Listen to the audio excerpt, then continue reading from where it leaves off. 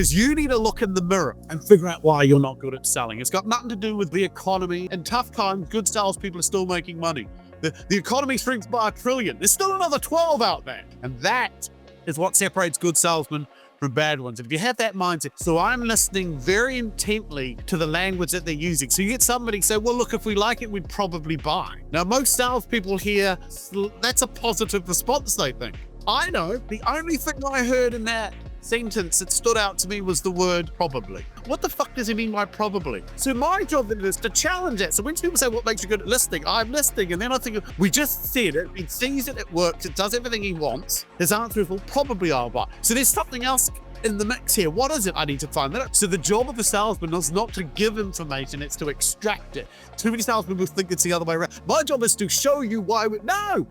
I've got to get this guy to convince themselves that they need help. And then once they've figured out they need help, then I can show you how I can help you. But I'm not going to do that prematurely. Why would I show you I can help you before I even know you need help or accept you need help? Couple that with the fact that most people in sales don't want to be there. That's the other problem. You know, you ask anyone. Where else I'd want to be, man. I don't know where else I'd want to be. Like, hey, welcome back, you guys. Vikram Deol here with the Trust Report Influence Sales Method. I don't know if I've actually been more excited about a guest that we've had than this particular character. And I say he's a character because in sales, I do believe we play different roles and we have different opportunities to be whoever we really want when we show up to a sales call. Most people show up as a very, well, I'll let you kind of answer that, Denny, but he branded himself as the UK's most hated sales trainer. And I know a lot of you are going to be like, why would you do that? That makes no sense. Why don't you say you're the #1 trainer? Because that's what everybody else does. And if you're just like everybody else, you're going to get the same results as everybody else. So I'll let you take it away, my brother. Okay. So, hello, everybody. Nice to be on the podcast. Thanks for inviting me on. So I'll start off with why am I called the UK's most hated sales trainer? Because, you know, bizarrely, I actually get some people come up to me and ask me the question as if it's like a real title, as if somehow I've been assigned it by royal warrant or something, and it's not. And you are right. One of the reasons was to stand out, but the primary reason was when I was trying to figure out how I should market myself, I decided to look at the competitors in the industry. And I looked at everyone who said they were good at selling, and they all sounded and said the same thing. #1, guru, top performer, leader, smashed it in the first, Fortune 5, but whatever it was all about look at me, love me, I am good. And I've always known that fundamentally you don't, and I've always known that fundamentally you do not need to be liked or loved to sell. And so I thought, well, that's my belief. So I'm going to take the exact opposite position of what everyone else takes. And I'm saying I'm the most hated. No one else has claimed it. And if I claim this place and say I am the most hated, no one else can come along and take it from me either. No one's going to come along and say, no, I'm more hated. It's such a stupid thing. So I own the space, right? So once I own the space, I can plant my flag and claim this as my territory. And then I can go out and be and act how I want to be within my kingdom. And so there is a logic behind it. It wasn't just to be contrarian. It was, I genuinely believe you don't have to be liked or loved to sell. And if top leaders are selling themselves that way, they're fundamentally getting it wrong. Bro, okay, so first off, we didn't give anybody your name. Benjamin Dennehy, Dennehy. Right. And if you guys are not following him on YouTube, you should, because it's hilarious and controversial and brilliant. You know, like a lot of people don't realize that behind a lot of quirkiness and jokes is a lot of intelligence and thought. And so I want to jump into what you said. So we talk a lot about in sales world, know, like, and trust. And I believe that that's actually reversed. I think people have to trust you and then they'll want to get to know you and then they can get to like you. Or they have to trust you and then they like you and then they want to get to know you. Either which way you get it, the first part of the conversation is trust. And I believe that, you know, our niche is real estate agents, but I believe this applies to everybody, is that everybody's looking to be the best friend versus being the trusted advisor, the doctor versus the front desk staff. Yes. And you nailed it. You said, I don't believe people need to be liked as much as they need to be trusted and following possibly a process of elimination so that the prospect can get from unhappy state to happy state. Where did you kind of come up with this thought process around, you know, you don't need to be liked and loved, but you do need to, you know, you do need to have that other component in there? Okay, well, two ways. One, the realization when I looked at how I bought. I literally had a conversation yesterday with a company in London that wanted to do some work with me, and I declined to work with them based on the conversation we had. I decided they weren't right for me. And when I asked one of the people in this meeting, there was a head of business development, what's the purpose of prospecting? And this person said, well, it's to build relationships. It's about creating relationships. And I challenged that, and I said, well, let me ask you a blunt question. Name one thing you've bought in the last 12 months where you had a relationship with the salesman. Name one thing that you've bought in the last year. I said, in the last year, I bought a house, I bought a car, I bought a new fridge. I don't know anything about the salesperson. I know nothing about their family. We never had dinner. We never discussed anything outside of it. I simply bought from them because they satisfied a need or a want or a desire that I wanted, and they didn't piss me off. I said, you don't need a relationship to sell. And so when I look at my own behavior, I realize, why have I always been told you need to be liked? And then it goes back to childhood. When I started looking into psychology, what were you taught to do as a kid with your toys? Share your toys. So if you shared your toys, then you're being nice and other kids will want to play with you. If you share your toys, so that's something that you get told your whole life, share your toys, share. So then when you grow up, you get into the job of sales, they say, well, go and give them a free bit of advice, give them a free proposal, give them something, share your toys and your knowledge with them. And if you give them enough, they'll probably like you. And if they'll like you, then they'll probably want to buy from you. And I started realizing that was all rubbish. It was all rubbish because in reality, no one buy. Like I said, ask anyone, why did you buy that? And I'll never say, well, it's because I really, really like the salesman. We've got a good relationship. I actually didn't need the product. I just wanted to buy from him. There'll be an exception. There'll be an exception. Yeah. There's going to be somebody in the comments that's like, no, I really wanted to support that one person. But outside of the ordinary. I go to my bike store because I like the people there, but I like the people there because I've known them for 35 years. And the first time we walked into their store, I remember it's called Action Sports in Central California in Bakersfield. The owner's Kerry Ryan. He still works in his store today. He sat down with my family. He spent all this time trying on the different rollerblades, educating us, showing us the different price points. He didn't care that my dad was a doctor. He just wanted to help my father make the right buying choice. Now, my family ended up buying a lot of stuff that day, and he was very happy, but we didn't buy there because we loved Kerry and we thought we were going to know him for 35 years and spend hundreds of thousands of dollars. We bought from there because he understood his product. He understood the client avatar. He understood how to ask questions. He understood us. And he understood that my dad had no idea about what he was doing in the store. He was just there because his kid said, we need rollerblades. And he's like, fine, let's go get you some freaking rollerblades. Like, holy crap, these are expensive. Why are these $200 in 1987? And the owner of the store happened to be able to educate my father through a process that made my father feel trusted and that this was a good transaction. And we left with boxes and boxes of rollerblades. I think a lot of salespeople confuse making someone feel comfortable with being liked. Let's talk about that. Yeah, pardon? Let's talk about that because I don't think a lot of people like me, but I make a lot of sales. Exactly. I'm the same. Yeah, I get a lot of people say, I hate your stuff, but I quite like you, or the other way, I don't like you, but your stuff's really good. Yeah, I don't care. I don't care if you like me. Does my stuff work? Yeah, then who cares what the messenger is? Yeah? So, but like I say, it comes down to good salespeople, either naturally or by design, make others feel comfortable. And if you make someone feel comfortable, they're more likely to open up and tell you the truth. And that's my job as a salesperson. I'm trying to get to the truth because I know in virtually every sales interaction, it's a game of poker. Both sides are coming in with their cards up against their chest and say, I don't want to show them my hand too early because if he sees my hand too early, then he's going to take me to the cleaners. I can't let them know how much I want this product. So you're playing this game, and you were taught that growing up because that's how you watched your mum and dad buy. They were the ones that did this. So you learn that behavior. So you're always in this adversarial system. The good salespeople are able to lower that defense wall. They make you feel comfortable. And as they make you feel comfortable, you feel more willing to give better answers to their questions. The more truth they can get from you, the more they're able to figure out, yes, we can help you. No, we can't help you, but we know who could help you. Or you don't actually need this. You could go away and do this, and that would fix your problem. So you are like an advisor and a consultant, and the good, honest salespeople are very good at making people feel comfortable. And I think they confuse making comfortable with being liked.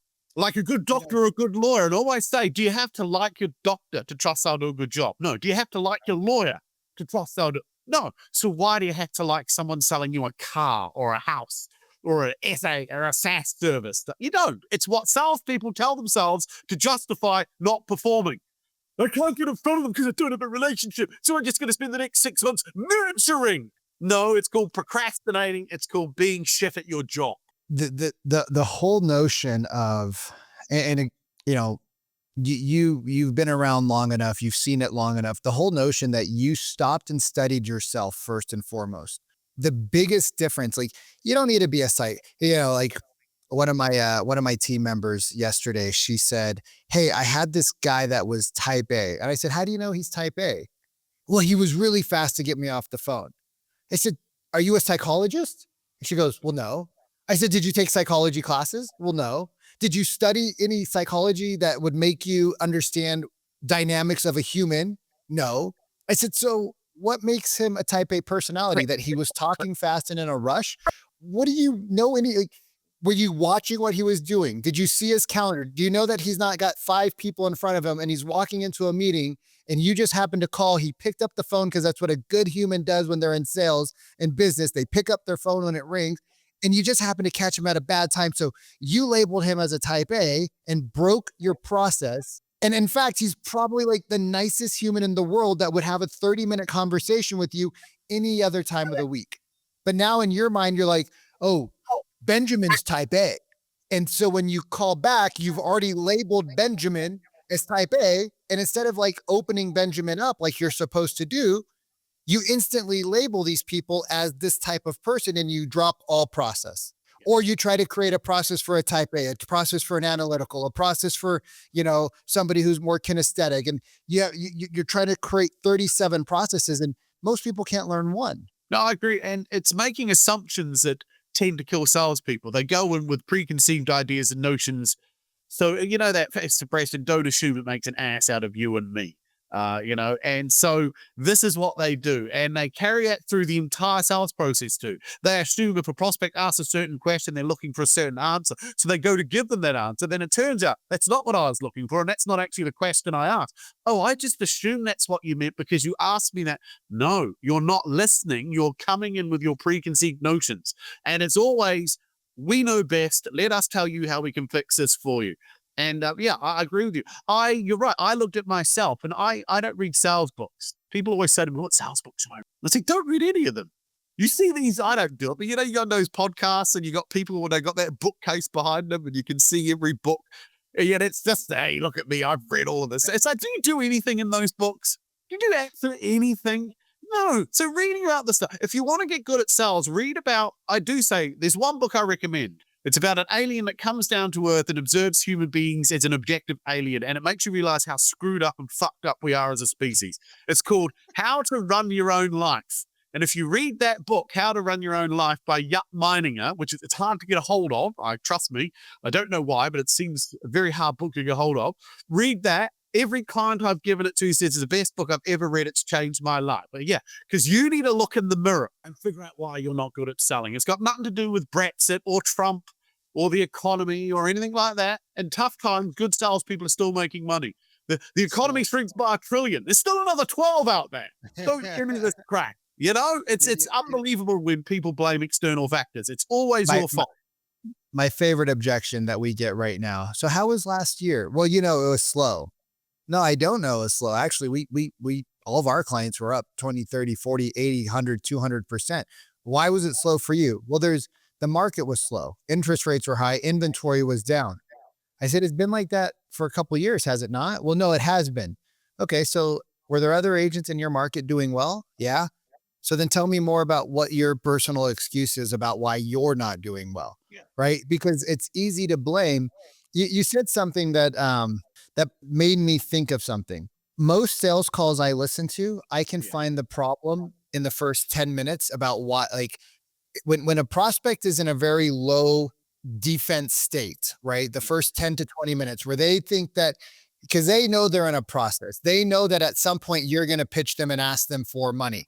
And typically that comes somewhere between 30, 60, 90 minutes, or, in our sales world, it's first appointment.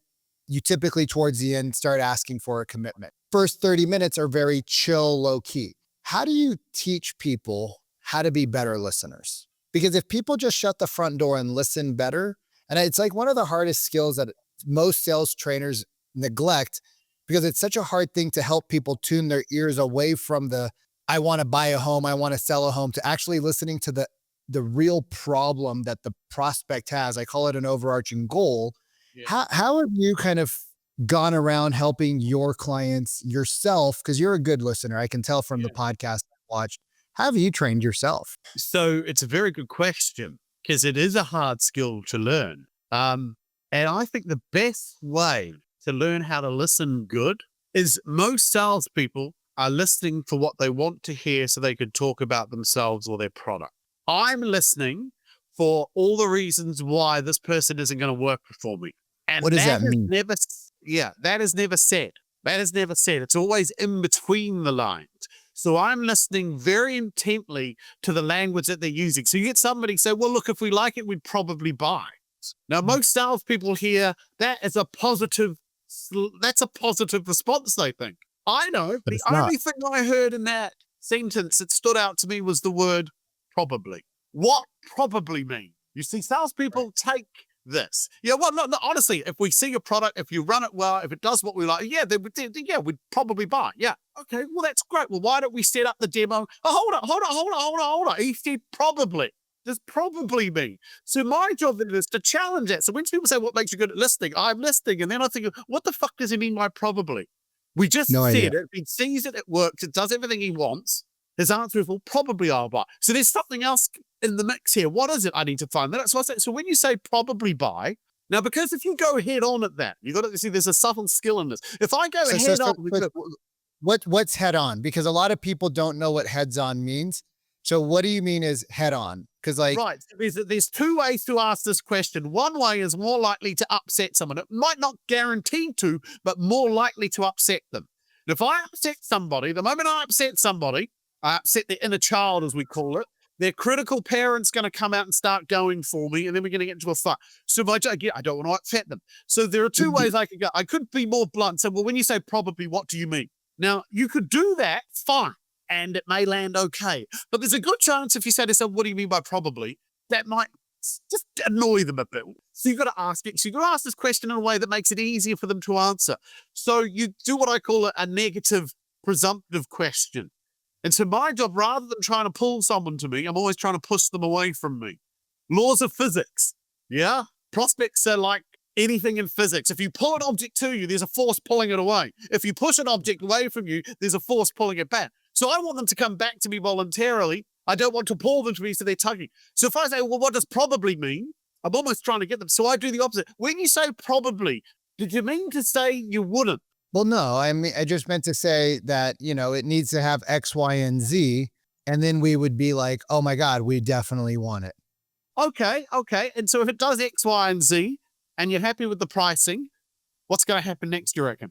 Well, if you can show me and guarantee that you can get me, the price that I want, and the house isn't going to be on the market for, 90 days plus, like, our neighbor's house was, and you have great communication. If you could show that to me based off of what you've already demonstrated and, your reviews that I did online, I don't see any reason why I wouldn't want to move forward with you as my listing agent. Okay. Are you not going to have to meet with other agencies though, even if I do that? Well, we probably should meet with some other people. I mean, you're only the second person I've met with. Exactly. So would it not make sense? Because I'm conscious I don't want to waste your time. Because if you do want to go with us, I still don't want you not to look. So maybe it would make sense if after you've met with the others, I come back and show you what we do. Yeah, I mean, you could do that. Or since we're already here, could you show me what you do? And then, like when I meet with the other people, I'll know what you do. And then, I'll know what they do and I can make a better choice. Or is that okay? Yeah, I could do that. And so I get the feeling then that you'd be uncomfortable making a decision today, which is okay. I get that. Well, no, I mean, I'm not uncomfortable with making a decision today. If you can prove without a doubt that you're the best, I really don't love real estate agents, and I really don't want to meet another two of them that are on our schedule for later this week. So, I mean, if you can convince me and my wife without a reason of doubt that, if you could be as certain as birth control is, I can't ask for more than that. Um, and Fair if you enough. can show us that, then I mean, we would go with you. The other guy's out. He was, he didn't have a lot to offer. So he's out. But So when you say he didn't have a lot to offer, and we could go on and on for here. So I keep right, digging at this, right? Yeah, right, because now you've seen something more interesting, which I wouldn't know. Now what? So I've got to build up a picture. But yeah, so what we got to do is we just can't.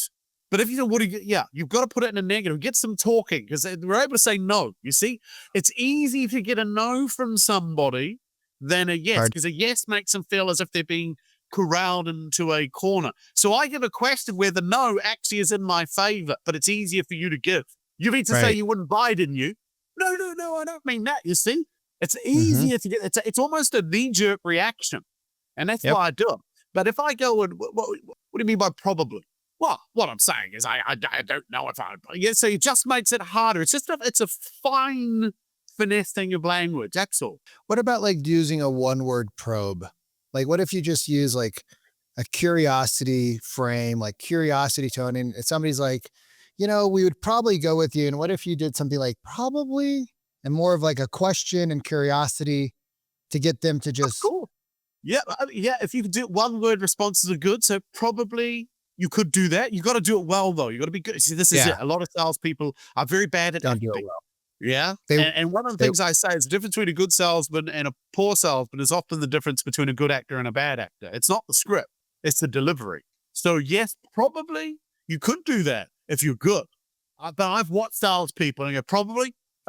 What are you doing? You can't say it like that. Yeah. So yeah, if you're good, yeah, so absolutely. I call it the TPC model. It's called tone, pace, and being conversational, right? Like if your tone is good, your pacing is good, right? Like you got to understand when to use higher Yeah. energy, lower energy, when to bring them up, when to bring them down, when to Yeah. probably, right? And then just being conversational. Like we're all following a script in life to some extent. There's Yes. a process involved to some extent. I hope to God you have some sort of a process, an outline you're trying to follow, whether it's written out word for word or it's bullet points. It's a script, it's a process. Hmm. And then the ability to deliver it by being conversational and not like a scripted monkey, right? Like, because I used to sell Cutco knives. I don't know if you're familiar with those when I was a young kid. Uh, Kitchen cutlery, kind Oh of yeah. door to door in the Yes. US, Canada. And we always used to say the knives sell themselves. If you gave a monkey the rope, the scissors, the leather, and you gave the presentation to Mrs. Jones and you sent the monkey there, the monkey's going to come back with a certain amount of Yes. filled out order forms. But if you want to be the top guy, right, and you want to be at the top of the leaderboards, learning how to deliver, right? My old manager, Mike Meditz, learning how to deliver the presentation to bring Mrs. Jones along with you is what's going to be the difference between a couple of order forms that a monkey can bring back and a stack that a human can bring back. Yes. I Why is completely agree. delivery? Why is it so hard for humans when they go into a sales presentation to turn off their salesperson mode and put on the just normal human hat and just have a conversation in your eyes? I believe it goes down to the beliefs that most salespeople possess, and they believe that the prospect's better than them. You see, the prospect has the money, so they see the prospect as being actually ultimately in control.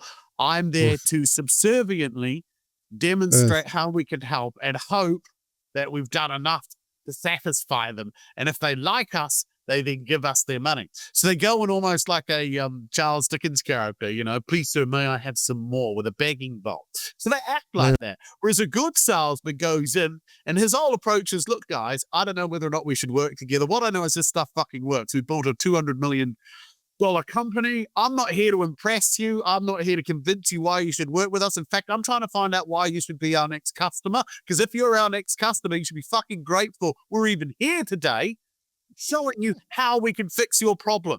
And that mindset changes. So when I get in front of, I'm not trying to sell sales training. I know my stuff works. I'm not here to convince you.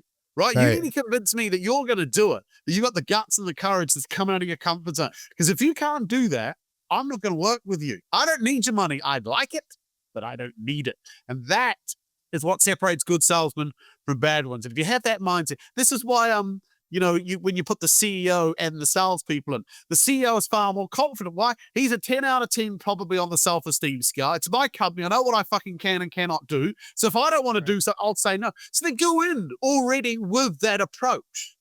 A lot of salespeople don't have that. Couple that with the fact that most people in sales don't want to be there. That's the other problem. You ask anyone. Where else I'd want to be, man? I don't know where else I'd want to be. Like I running know, but companies most people, you running ask the companies average is person. so hard. People think running a company is so easy. I said, my day is morning to night meetings are boring. Like, don't get me wrong. I love what I do, but like, goodness gracious, great balls are boring. Like you get to talk to people, you get to be out in the field, you get to do cool shit. Like, oh my gosh. And you get to talk to people like that are excited if you know what you're doing to actually talk to you about looking at cool properties. Like, how is that not more enjoyable? Oh, you got to do 2 hours a day of prospecting. Big deal. You're like literally all you're doing is talking to humans all day long about something they already want, which is purchasing real estate to get from one state to another state. I Pretty mean, really, fun. you're right. You got a product that sells itself.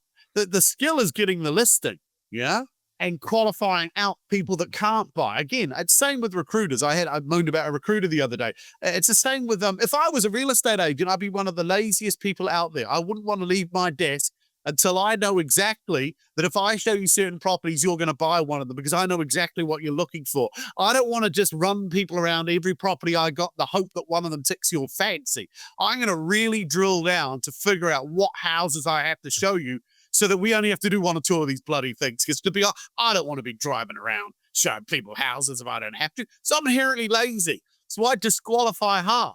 You disqualify hard, you don't have to work as That's hard. hard. So in our process, right, because most agents don't know how to qualify and do it the right way to make somebody actually want to work with them, we teach them how to do a quick buyer consultation, 30 to 60 minutes, where you sit down, you walk them through the process, especially in a lot of the markets we're in the US and Canada, where there's 16 offers on a property, right? It's a lot of process, right? There's a lot of emotions. And if you walk somebody into a property, I'm like, hey, Benjamin, let's go look at these properties. You're like, oh my God, I love this one. And then I'm like, oh, by the way, there's 16 offers. You're going to end up losing the first 2 because I'm trying to explain to you on the fly. So I teach my clients, like, you sit down with people, you have a 45-minute consultation, you learn about them, they learn about your process, not about you, about how you operate, because we don't write offers, we win houses, right? Like our company does not write offers, we win homes for our clients. We help you sell your home for the maximum amount of money. We don't just list your house. We don't have a marketing plan. We have a sales plan, right? So little nuances in the language, similar things, different outcomes. And so we teach our clients on the buyer side, go out and do it. Tell the person to come to you, do a Zoom call in 2025, but sit down with them for a few minutes, walk them through the process. Now they actually have to ask for money. Before in the US, you probably don't know it because you're not over here, but you probably do because you work with agents here in the US. They didn't have to ask for compensation. Now they actually have to ask for compensation. So they really need to know how to get the buyer to want to pay them out of their pocket for their services. Because the buyer can just go directly to the listing agent and have the listing agent do all the work. And the listing agent's already compensated by the seller. So the buyer really doesn't need to go to a buyer's agent that sucks. Right. And so we teach them on the phone how to book an appointment. Yeah. Sit down with somebody for 30 to 45 minutes. Yeah. Spend that 45 minutes to build an actual, not a relationship, but a trusted advisor relationship. And then from there, you get to make the decision if you want to work with them or not. Yes. Instead of going and showing them 40 houses and then getting on Facebook and saying, buyers are liars, they just waste my gas and time. I'm like, no, you allowed that to happen. So like when you think about processes, let's do this. Like you have some great one-liners on the phone. So like if you were calling an expired listing, right? So I put my house on the market, it didn't sell, and Benjamin shows up on the phone. How do you crack open somebody who's getting 50 calls that morning um, and you just happen to be one that got through. How would you crack somebody open just off the fly? And I know we didn't talk about this, like we literally met 17 minutes ago, but like, what are some thoughts that kind of come to your mind from a mindset standpoint, and then from a maybe like a process standpoint, if you don't mind me throwing you on the spot? Okay, so if it was an expired listing on the spot again, you always A/B test things. But I've worked with some Of realtors in course. the US, and they've been doing this, and they phone up the expired list, and the line that they've been using, which they say was, I phone up and say, I'd say, hey Benjamin, I noticed your house is no longer on the market. I take it you've managed to sell it then. No, we just didn't find a we didn't get an offer we were looking for. Makes sense. And I guess you've decided to park this for now. You're going to stay in the property, just leave it. Yeah, we're gonna probably park it for the next 12 to 16, 18 months. Our kid's still in high school, so he's a sophomore. So we figure we'll just hang out here until he graduates, and then we'll look at what to do and see kind of where the market's at then. Our All agent right. told us that the market wasn't very good right Makes now sense. And before you anyways. go, can I ask one awkward question then? Hey, yeah, what's up, man? Make Why it was it quick. on the You guys market in the keep first calling. place? Why was it on the market in the first place if you don't have to leave? Well, yeah, well, we don't need to leave. The house is beautiful. We remodeled it 4 or 5 years ago. It's a good size house, 4 beds, 2.5 baths. So we're not looking to really leave, but we got 3 kids. And so if we could get the kids their own bedroom and bathroom, which was our goal, that's why we put on the market 6 months ago, was, if we had that extra year where our son and daughter, our 2 older sons didn't have to share a room, Yeah. because our daughter gets her own, and they always complain, well, Sarah gets her own room and we have to share with each other. That would have been nice, but now it's only like a year and a half. And now it's kind of like, does it really even make sense to get a bigger home for just like a year's worth of time, year and a half worth of time? And I take it then that if you saw a property that ticked all those boxes, you wouldn't be interested in looking at it anyway either. No, we found it wasn't the problem of finding the home. Oh, Yeah, we found a lot of homes. In fact, we were under contract on one house, and we were able to get a contingent offer accepted by the sellers of that house, but our house just didn't sell. okay. Now, out of role play, if I knew what my stats were, say I could shift a property in is it 3 months reasonable in your world, or 12 weeks, 8 weeks? I don't know. Depends on where you're at, but you could say 30 days. 30 days. Okay. Okay. So, all right. Well, it sounds like you've decided not to sell. Last question. If you were able to sell your property with the next 30 to 45 days, would you? Mm, I might be a little bit more open to having that conversation. I'd have to talk to my wife, because she's the one who had to maintain the home and get the kids out and keep everything straight during the daytime. If it was a night showing, then I would help her out. But during the day, she was the one that was predominantly responsible for that. And there is some truth to happy wife, happy life, because it was a lot of work for her for the last few months. Yeah. Yeah. And I get the feeling by the sounds of it, you would be unable to convince her that this would be a good idea by the sounds of it. You would probably be the one that needed to do the convincing, because I'm not playing that If you game right can't now. convince your wife, sir, I don't think I've got much hope in hell of doing that either. Yeah. So, I don't think it's off the table. I just don't think it's on the table tomorrow. Like, we're not moving because I have a job offer in Right. Nantucket and I got to get there. I was going to try and force myself on you, but by the sounds of it, I get the feeling that even if someone came along in the next 30 days, you guys are too comfortable. You don't want to move. You can stick it out for another year. Who cares? It's only a bathroom, right? Well, it's a little bit more than a bathroom, right? It's the extra bedroom, it's the bathroom, it was the bonus room, right? It was being able to have the kids, a little bit happier. Not that they don't love each other, but it'd be nice if they had their own space. We had the bonus room. Right now they're going to their friend's house a lot, so they're going to the neighbors to hang out on Friday night and watch movies, and we would prefer them come to our house because we'd like to have a little bit more oversight, I guess you could say, with what's going on in the world. So we don't Oh, we don't so you know don't who want to they're. leave the area. No, we were just looking in the Sheridan area. So we weren't looking outside of Sheridan. We were just looking in the Sheridan neighborhood, and we found a beautiful home. It was in our budget. But we Is just it couldn't still get on the our home. market? No, it's gone. But there's still, I mean, my wife is still looking on Zillow every day.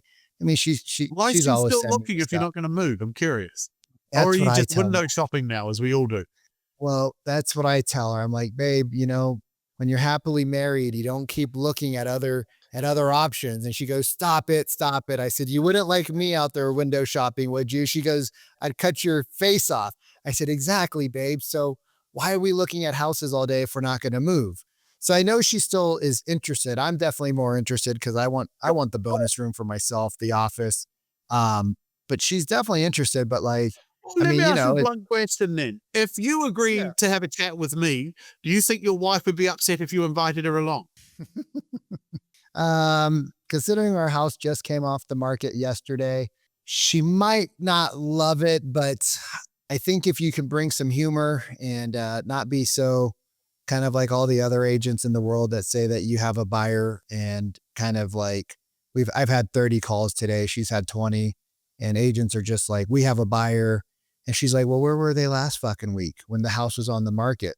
And so if you come correct, I think I could convince her to having a quick, maybe 15 or 25, 30-minute conversation with you if you really believe you could get the home sold in under Well, I'll 30 tell you days. what, if I can figure out why it didn't sell, show you that and you believe it, and then demonstrate how we could sell it, do you think that would please her? Because that's the big I think it question I here. think it It's not, it's why didn't it sell? Yeah, well, I mean, that's what we asked our agent and they just said the What did he market's say? slow. Yeah, she said the market's slow. Did you, can I ask you now? This is going to be an awful question. Did you believe her? Well, it's her best friend, so it's hard for Um, us to it's hard for me to say anything to her directly. So I told my wife, but my wife said just let it go because she doesn't want to ruin the your relationship. best So friend wasn't selling it for free by any chance. my wife's best friend was definitely not selling it for free. She was definitely going to get paid a nice commission on it. Right. And she blamed the market and obviously, well, if last question is, do you believe there's no one out there that will buy your house then? If you do, then you're right. I can't help you. And then your other real estate agent's right. Do I you mean, actually believe that? we love it enough that I guess we're rebuying it again, aren't we? Because we're staying. Yeah, so you bought it, right? Yeah. So I mean, I'd like to think that when people come over, they appreciate the work we've put into the home. I mean, we did the kitchen, we did the upstairs bathrooms and bedrooms, we did the backyard landscaping, added a pool, redid the outside painting. I mean, we put in about 150, 200. I don't even want to go Okay. past that number. Pause. Okay. Well, look, I'm going to let you go. So why don't we do this? If we would agree for me to come down for half an hour, if you don't wake up on the couch tomorrow morning, I'll take it the meeting's going ahead. If you do Cool. wake up on the couch, you can send me a message and say it's over. How does that sound? Yeah, man. Like, why not? Like, I think whether we do something or not, I definitely am not doing something with the wife's No, friend I'd agree. anymore. I'm going to be brutally honest with you. If your other real estate agent that you rate as good hasn't managed to sell your house, then maybe she's right. Maybe it is Yeah, the we market. might use her to help us buy a home, but because she was able to get our offer accepted, which I was shocked. So we might use her to buy the home, so my wife doesn't have to lose face at yoga every morning with her. But I definitely am not going to rehire her to sell our house, and that's actually been one of our challenges, man. Is that my wife wants to use her just to save face, I but we see. both don't feel she could do the job of selling, but we do feel she did a great job of helping us buy. So That yeah, does put you let's in a meet. tricky position. Yeah, so Yeah. why don't we meet for a little bit? What time do you got tomorrow? Could you do after 5? Let me check my diary. I should be able to do it. What time you guys have dinner? Oh, we normally don't have dinner till 7. Fine. So I'll try to be there before dinner then. So Okay. yeah, I could do, we could do, well, look, 6. Yeah, yeah, that's fine. That's perfect. Okay. Now, Kids are. look, so have a chat with your wife. If she genuinely Yep, doesn't want to do it, just let me know. yep. Yeah. It's No, not a she'll be problem. fine. You can't She'll hurt my be fine. feelings. We've been talking about it, and we're looking for somebody to build a connection with, and eventually, whenever we do decide to do something, we need to have a better agent than her. At least somebody we can yell at when we're pissed off, and we can't do that to her best friend. All right, then. Blah, blah, blah, blah. Cool. What I what I really liked is how you kept pulling me back in, right? Like if you the push and the pull. Yes. Instead of like trying to sell me on how great you were, like it doesn't work because that's It what doesn't everybody work. No, says. no one's going to believe me. They've just had a shit experience. They're not going to believe in it. So no, my job is to push you away, to get you to keep saying, well, we still want to sell. I think we want to sell. You were yo-yoing my wife. Da, da, da, da, da. Then you get the wife relation. Then we got the information. It was the little clangers you were dropping that enabled the conversation to keep moving. We want the friends to come over. Oh, so you don't want to leave the area? No, so that suddenly limits. You see, you'd start to see all of this. Uh-huh. Then it turns out it was the friend. That's another layer of politics and complication, So most salespeople don't get that information. No. And that's the job We of the sold salesman. expireds. We sold a lot of expireds when I was actively selling. We did like $100+ million, and we were selling 3, 4, $2 million properties that were coming off the market. And people don't understand that, like, it's not about the seller, especially in this point, doesn't care about all of your gimmicks. They're frustrated. They're irritated. They had a goal that we never accomplished, right? They had a mission in their life and we never figured out what that mission was. And when you ask me like, well, let me just ask you, like, why would you even leave the area?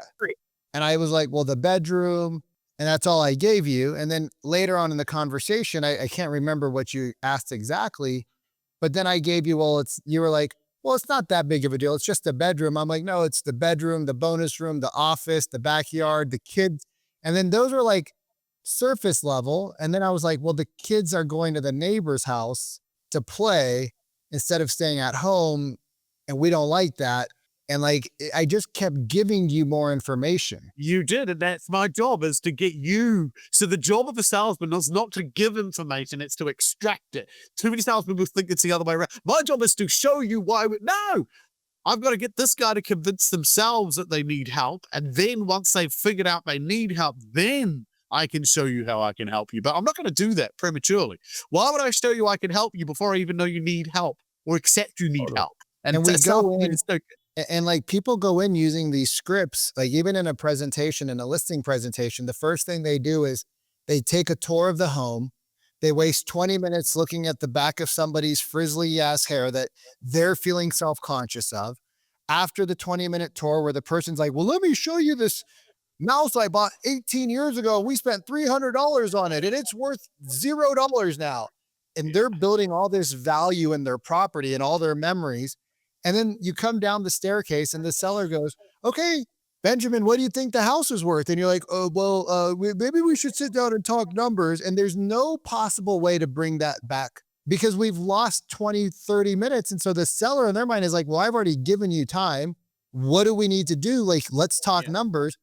And so we teach our people, it's like you strategize first before you go on a tour. Because if they don't like what you say, who gives a shit about their fucking house? Yeah, exactly. I totally agree. It's like when people do demonstrations. I tell them, what are you doing a demo for? Never do a demo because all you're doing is talking about I totally agree. And the other thing that came out of that conversation was there's a question that I've given to real estate agents and it does well. Why didn't it sell? What did your real estate agent? And they always say, well, they said it was the market. And the question that always gets them is every time you go, can I ask you a blunt question? Did you believe them when they said that? And virtually everyone says, no, this is good. I want them to accept that, no, they haven't accepted the market's bad. It's actually, our real estate agent was shit. Yes, you screwed over. This has got nothing to do with the market. So there's a reason for you to stay in it. That's a good question. I missed that one. That one. That was good. Yeah, and it's an absolute perler. Do you think? The word think is not enough. It's intellectual. No. Can you believe when they told you that? Did you believe them? Not really. Why not? Why not? Well, because houses in the area have sold. Exactly. Oh. So when you push back on that and said, well, other houses have sold, what did they say? Well, they'll either say, A, I didn't ask that, which is good, or B, they said, well, I did ask that, and they just gave me this blah, blah, blah, blah. So can I ask you another awkward question? Yeah, do you think you hired a crap real estate agent now? There's a lot of what I throw right before, I don't want to throw them out of the boat because a lot of agents are, you can get a lot of pushback depending on the market, where they hired their aunt, they hired their yoga buddy, right? So it's like, it's hard sometimes for the say. And also sometimes when you ask that question, it's like, do you think you hired a crappy agent? Well, of course they did. But then it's also like, they can take it personally and shut down a little bit. But what I always ask is though, it's like, so what did your agent just kind of ask you when you asked for feedback to like lower your price? They go, yeah. How often did they ask you that? Every time we talk to them. And did they only call you to get a price reduction after the first 30 to 60 days? Yeah. How'd you know? Oh, I apologize. That's what most of them do. And I said, like, if you could go back in time. So I like to ask a little bit of a softer question because I love asking the crappy one, but people get offended sometimes. People are soft in this world. Well, If you that's could go why back in whenever I time, go to upset someone, I predicate it with a "Can I ask you a question?" that may piss you off or upset you. fair enough. I never, so I would say, can I ask you a question? If you could go back in the world 90 days ago, what would you change about your agent Yeah, it's a that good you guys question. hired? Like, is there anything that you would possibly change, man, about your agent that you guys hired? If you could go back, I know we can't, but it's just a hypothetical. Well, I would wish they had this. So if your agent had that, how would that made you feel? Oh, like better, even if the house didn't sell, like, would you at least have felt like you were, yeah, at least they had a strategy. But I like your question too of like, did you hire, I mean, can I ask you a rather difficult question? Sure. Did you feel like you hired a crappy sales agent? Oh yeah, Yeah. I mean, kind of. It's Shit. amazing. It's amazing. It's amazing what you get away with if you get permission to do it. I was in a meeting once with the CEO of a company, and the situation sounded awful. And my little spider senses went up. And I said, "Look, I need to ask you a question now, but I'm scared that if I do, you're going to punch me in the face." I said, "So how do I?" I said, "So how do I do that?" And he goes, "Just ask it." And I said, "Are you sure?" It's a complete humdinger. Now he's basically arguing with you to tell. He goes, "Just ask me. It's fine." I go, "Okay." So my question sits, why don't you just quit? And I remember he looked at me and he smirked and he goes, "It's funny you asked me that." I said, "Why?" He goes, "I tendered my resignation 2 weeks ago." I said, "I knew it. I had a feeling." And I go, "So can I ask you another odd question?" He goes, "Yeah." I go, "You can't buy from me, can you?" He goes, "No." Another thing you learn very quickly, prospects will waste your time, particularly Yeah. someone that's handed in their notice. Your salesman phones up, "Yeah, sure, come and see me. I got to kill time. I'm checked out." So I'm bored out of my always, mind. always have your spider senses up. If you feel something's off, you should call it out because often that gut is right. Too many salesmen are scared to do that. "Oh no, you can't bring that to a CEO." Why? He's a Why? human being. He's a human being. If I do it right, if I don't blurt it out, "Well, this sounds like shit. If I were you, I'd resign." That's probably going to piss him off. But if you go, "Can I ask you a question that's going to cause you to punch me?" He's going to say, "Just ask it. Are you sure?" Ask it. I can say anything. As long Ah, as it's not about his wife, I can pretty much say anything now. yeah. I mean, if you're that dumb, then you deserve to be punched, and maybe you'll learn something. Um, I always say like, trust your gut, right? When your gut is talking to you, like we always had that spidey sense, right? Our gut is so important. Our intuition, our ability to empathize with people. It's a secret weapon that salespeople have turned off. And when you start to trust your gut and you train yourself to trust yourself, what happens in the world around you is that you actually get to connect with the person, and the relationship that the fake relationship that you are trying to build actually becomes super authentic and becomes super real because you're calling things out that they don't even know how you figured it out. And it's just like, hey, something in my body is telling me to ask you this really random question. Can I ask you something kind of off the cuff? And they're going to be like, what? Yeah. Blah, blah, blah, blah, blah. And they're like, holy shit. How did you fucking know that? It's like, I told you it was random, but like, my mom tells me like I'm an empath or some shit, but am I off base? And they're like, no, you're spot on. What do you mean by that? Tell me more. How am I like, I feel like I'm totally off. I must be off. Like, no, no, you're on. Oh, I am? How come? And then they just like blurt out more stuff than you could ever imagine and game's over. A good salesman Well, is more of a therapist than anything else. yeah. Well, that's why I'm as good at sales. I've had therapy since a young child. So maybe that's why. Hey, I got a question for you. One last question. We've been jamming for oh wow. We've been jamming for a long time. Oh, wow. Um, this has been fun. Where can people find you, bro? So you can find me on YouTube, UK's Most Hated Sales Trainer. You can find me on LinkedIn. You could also find me on my, I have a whole training platform, salesmatrixcourses.com. And I know I was going to do a deal. If anyone that watches this, if they put in your name, it's DEOL, isn't it? Yes. Yeah, if they use DEOL, I'll give them a month for half price. They can try the platform half price for watching this podcast. If you just put the word DEOL in at the checkout, you'll get it for half price. So I figured I'd do that as I'm coming on your podcast. And if anyone watching this, like I say, I work with realtors in the United States. I work in most sectors because it doesn't matter what you sell. It's not what you sell that distinguishes you. It's how you sell. Yeah. People don't change the way they buy just because it's a different product. Humans buy the same way. We buy emotionally, we justify intellectually. Once you understand that and systemize it, doesn't matter what the product is. Yes, you need product knowledge, but you don't need to learn a new way of selling. So that's where you find me. LinkedIn, YouTube, Instagram, all of them there. Just put in UK's Most Hated Sales Trainer. It's impossible not to find me, frankly. Impossible. Yeah, like if you guys can't find it, it's impossible not to find me. But yeah, use the code. Use that code. Get a discount. I'll do that for those who listen to this. I appreciate you for showing up, man. And if you guys did not get nuggets and notes from what we jammed on today, wake the fuck up. Like, drink some coffee, rewatch this, grab a pen and pencil, like, take some notes, because there's a lot of gold in here that you're gonna miss if you only heard this one time. Like, you need to go. This is a master class on sales. You need to go back and listen. There's so much in here, and I don't want you to take away just like one surface level thing because your brain was like, that's too complicated. I'm driving to process. If you're not following me, hit the subscribe button. Benjamin, super appreciate your time, man. Thank you so much.